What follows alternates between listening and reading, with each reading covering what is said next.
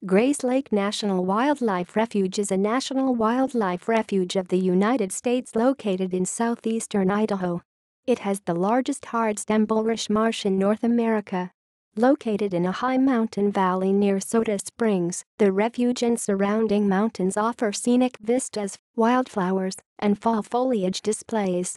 Lands adjacent to the 19,400-acre, 79 km2 refuge are primarily wet meadows and grasslands.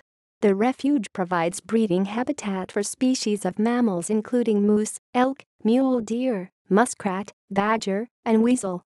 Geography: the refuge has a surface area of 20,125.08 acres, 81.44 square kilometers, or 8,144 hectares.